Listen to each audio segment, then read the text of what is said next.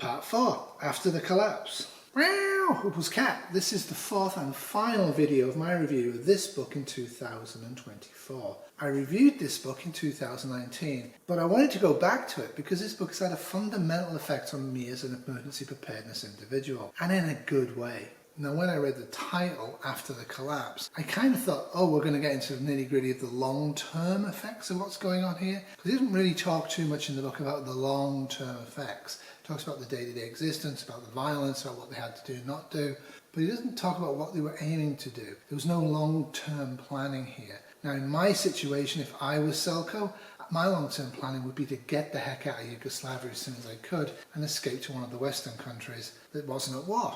But what Selco means here is after the collapse. The collapse happened. What happened when the collapse stopped collapsing? In other words, what happened when NATO walked in there and used quite savage methods to stop them killing each other and are still there decades later doing the same thing? What happened to Yugoslavia after the collapse of society and society resumed? A lot of people wonder, did things go right back to normal when the war ended? The short answer is no. The long answer is more important. When peace came, we didn't believe it. After years of war, people don't believe it's actually going to stop. They're not going to be fooled again. There's been numerous times where the hopes were raised only to be crushed. But using a non-war, non-violent example, the generation that grew up and lived during the Great Depression of the 1930s, they didn't throw anything away. My grandparents had little jars all over the house full of stuff like old nails and old buttons. They threw nothing away. Everything had value. In today's society, apparently nothing has value. The collapse of society will teach us again not to throw anything away. On the mental level, we learned during the collapse that it may be actually dangerous to hope. Hope and hoping is dangerous and prolonged situations sounds and looks good, but in reality, it may blur your vision. It may push you to pay attention to things that are not so relevant for your immediate attention. Now, in the human-caused climate change world, there is actually a word about this, and it's called hopium. H-O-P-I-U-M, and yes, it's meant that hope, like opium, is addictive and it stops you from acting, and that's exactly what he's talking about in this book.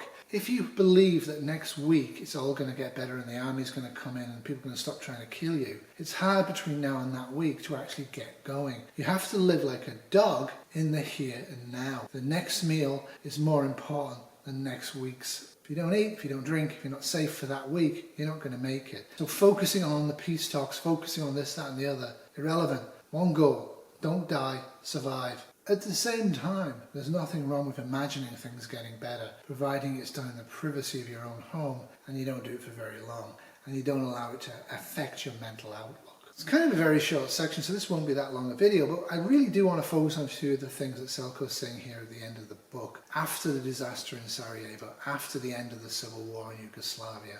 When he particularly looks at North American preppers, he sees people who are deluded. He sees people focusing on the wrong things. He sees people that would have died if they were trapped with him in Sarajevo.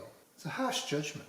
Plan for a survival scenario. Don't forget that massive change is part of this. I see in many survival forums and communities that people talk about freeze-dried blueberry muffins for breakfast. They're big generators and what they do to keep life normal in survival situations. Get comfortable with change and to live worse. Well, ain't that the truth? You can look at almost any prepper online, including me, and see things that you might go, I can't afford that, or I wouldn't be able to use that, or why on earth were you trying to do that in a disaster? Remember, location, individual needs. You've got to be very careful when watching other people online, because they'll often tell you to prep in certain ways, subconsciously or consciously, that aren't actually going to work out very well for you. There's a huge movement of people buying freeze-dried machines to freeze-dry their own food. I do feel sorry for those people. I guess it's a good psychological reassurance that they have pounds and pounds and pounds of food stored up. Selco would correctly say, no use to you if you have to leave that home and you can't go back to it. The thousands of dollars you spent on freeze-dried machines, perhaps it could have been spent differently. Get comfortable doing your toilet things out there if you have a chance, and do this responsibly with digging a hole and covering it up. I think I'm the only prepper I know that actually on a regular basis has a poo in the forest. I remember the first time I had a poo outdoors. I was running in an ultra race in the 1990s and I really had to go. And I couldn't get to the aid station to use the porta potty. I just couldn't get to it. And I was literally in the middle of nowhere. So I went behind a bush and I squatted down and I felt awful and I pooped. As soon as I pooped, my mind changed. I felt so good. It was so nice to get that out after holding it in for so long. And I covered it up and I went on my way. And since that, I've had no problems pooing outdoors. I don't have to worry about the shame and the difficulty of doing that. I do it year round. I do it when it's frozen solid on the ground. I do it when there's bugs biting my bottom. I've done it in all sorts of different situations. I'm comfortable excreting without a toilet. I'm comfortable excreting without toilet paper. You have to wonder if the people selling the micro towels online are actually preppers or whether they're selling comfort where there will be no comfort in a disaster. You'd be better off using leaves. But as Selco says, poo responsibly.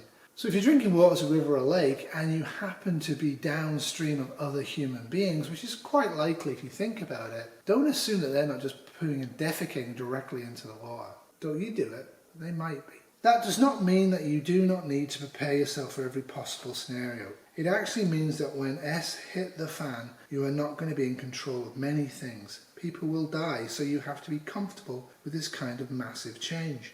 You can only take care as good as possible about a small circle of problems around you and your family. Everything outside that circle depends on other things, bigger things, but inside that small circle, you need to do everything you can to be prepared. Well, that's what it's about. It's not about putting a bubble around yourself and the people you love so you're not actually impacted by an ongoing disaster. It's about tearing the bubbles away before the disaster, so if the disaster happens, you and your loved ones are going to be able to survive, or at least have a much better chance of survival than if you tried to insulate and protect yourself from the disaster. Huge amount of prepping online is about protecting and insulating yourselves from the disaster. They're not prepping correctly. Also prepare to get hurt, get comfortable with change and experiencing pain.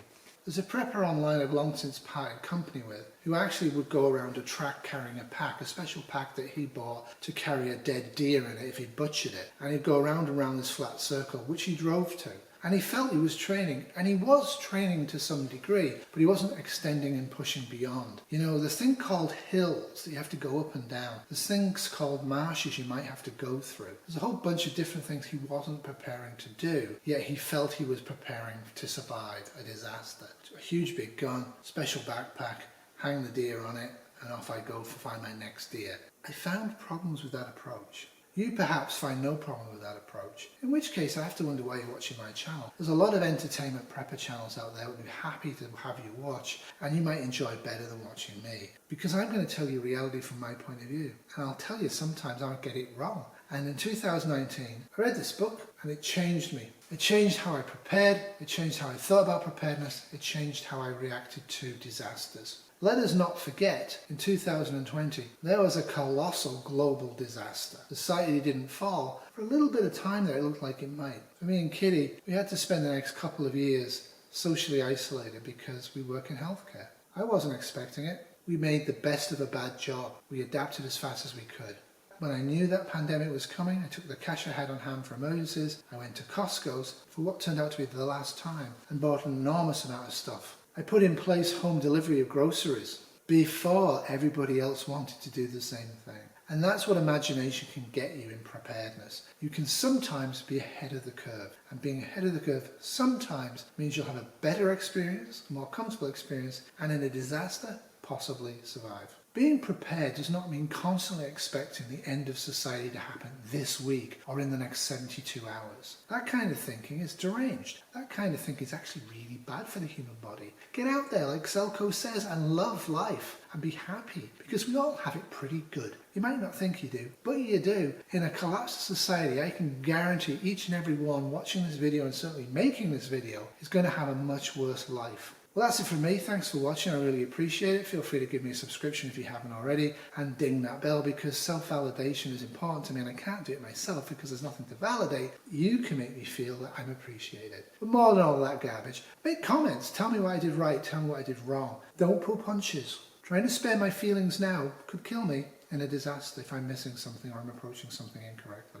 So thanks for watching, and toodles! This has been a 2024 Wolfie Terrier Enjoys Preparing Productions.